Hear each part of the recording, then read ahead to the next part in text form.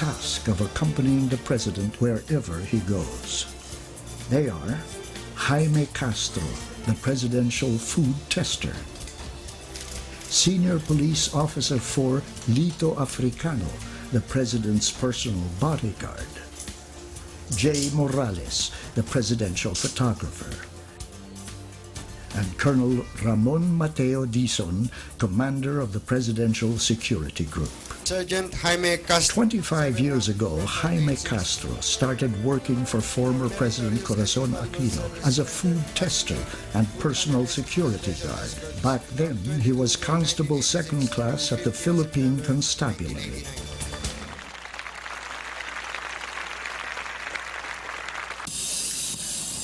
Now he spends much of his time in the Palace Kitchen, one of the most secure areas in Malacanang.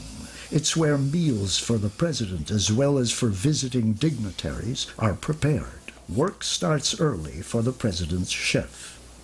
He is accompanied by Jaime, more popularly known in Malacanang Palace as Caster.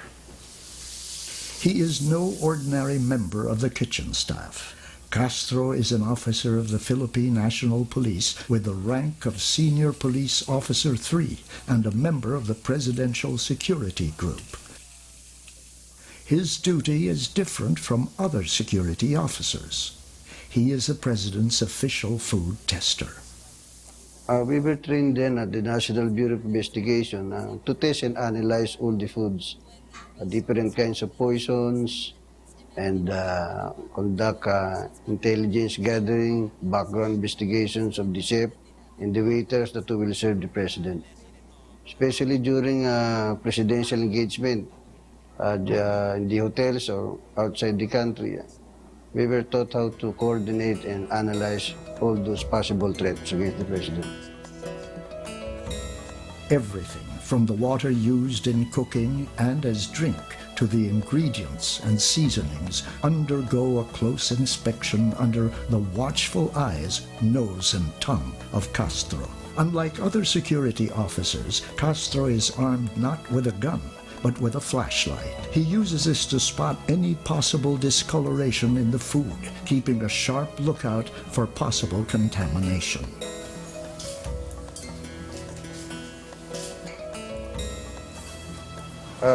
We sit with 2 hours or 3 hours before the food is served to the president is being already checked, and all the food that were bought outside the residence or in our functions, we try to check. We have some reagents and chemicals used in detecting this kind of different kind of poisons. First line of defense also. You cannot assassinate the president only by means of bullet, but by means of food.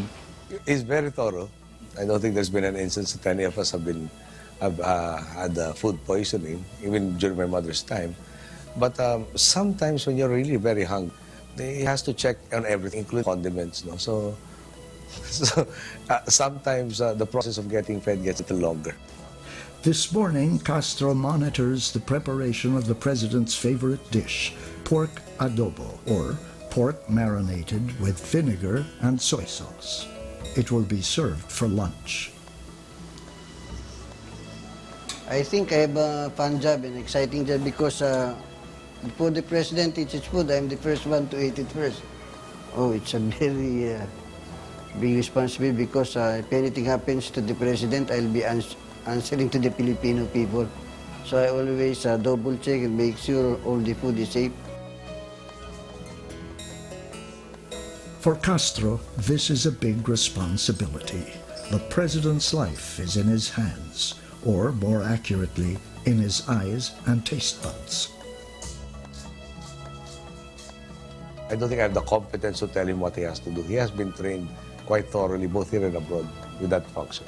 It's an honor to be one of the trusted security detail of the presidency. For Castro, it's an honor to be one of the president's most trusted persons. For the President of the Philippines, the threat of assassination is always a clear and present danger.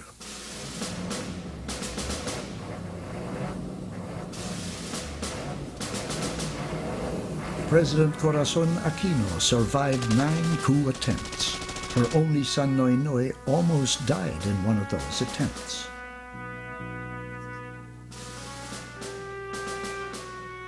On August 28, 1987, Noynoy and his security personnel came under fire.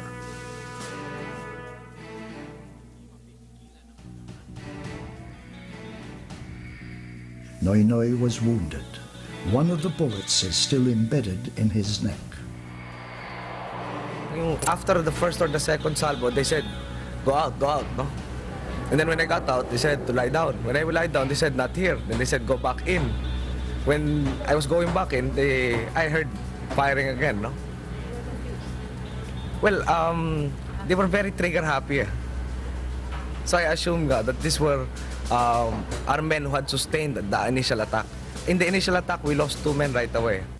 Then Captain Jose Angel Honrado, commanding officer, presidential escort under the Presidential Security Group, led the team in extracting Noynoy from the kill zone. Immediately, I approached the car of President Aquino, and I saw him bloodied and lamp on the driver's seat. I said, oh my God, just go on, because he was all bloodied up, and you know. And I started shouting orders to the soldiers to immediately extricate the rest seat. So I took him out and then boarded him to this Samaritan vehicle and brought him to our Legi house for treatment. We called in doctors and nurses from the PSG hospital. They came over and provided first aid treatment to him. Hindi ko po papayagan na itong mga taong ito na muling nagsisinungaling sa atin ay ibalik yung kanilang karahasan nung nakaraan na diktador. In this rare footage, never before seen by the public, President Corazon Aquino is evacuated on a barge by members of the Presidential Security Group across the Pasig River during the siege on the palace.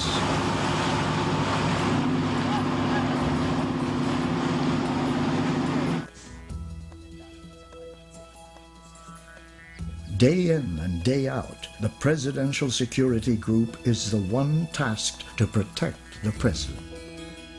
As commander of the Presidential Security Group, or PSG, Army Colonel Ramon Mateo Dizon is not only accountable to the President, but to the entire nation composed of more than 90 million Filipinos. Very big responsibility. There were millions of Filipinos who voted for this president, for example.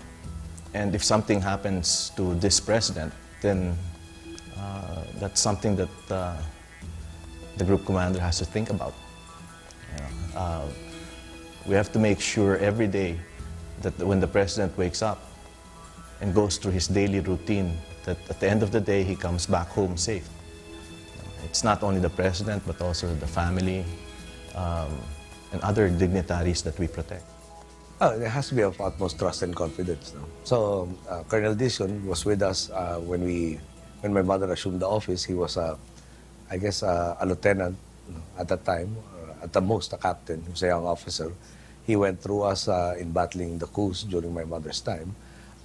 He was of sufficient rank and sufficient experience, sufficient training, and he's a person that I know of that enjoys my full trust and confidence. So the competence and the trust aspects are there. So I chose him to become my group commander. Through the recommendations of senior military officials, he was appointed by President Noynoy Aquino himself to head the PSG.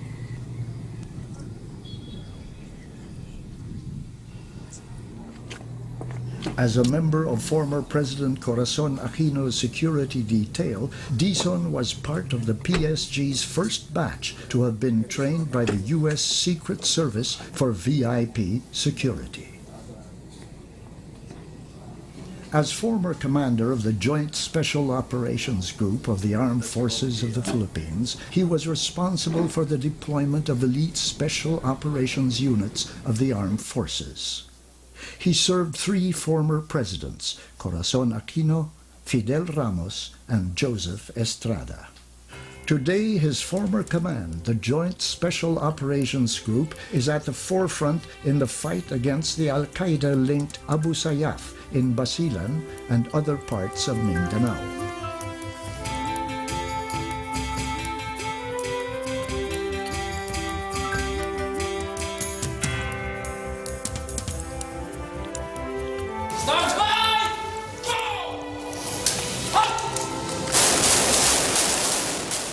I think the best edge is that constantly train. Okay? We are constantly training to do our work, whether it be in protection, in area security, in keeping our vehicles running. I think we're one of the organizations that send a lot of people out on training.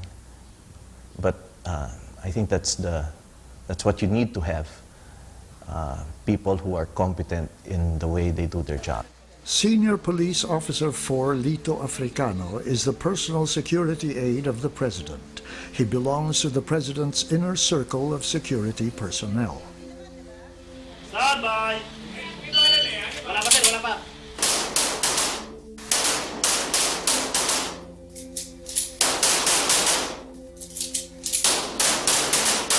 Number one, siyempre yung security niya. Kailangan magiging tayo, alert lagi. Expect the unexpected.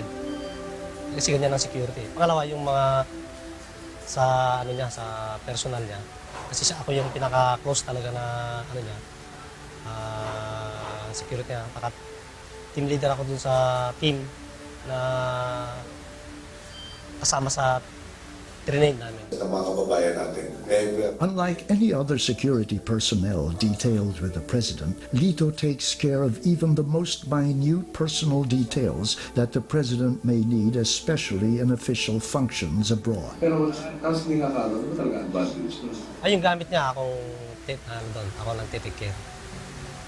Yung mga shooting na kamisan, yung pag nasa abroad kami, hindi ko pinagkakatiwala yung damit niya. Yung mga, kung kailangan ako mag-fix, ako na mismo. Yung masarap na parte siguro, yung andun kayo sa bahay. At yung medyo walang masyadong trabaho, yung andun siya, nakikipag-banding. Nakikipag-biruan, nakikipag-kwentuhan, nakasama kami.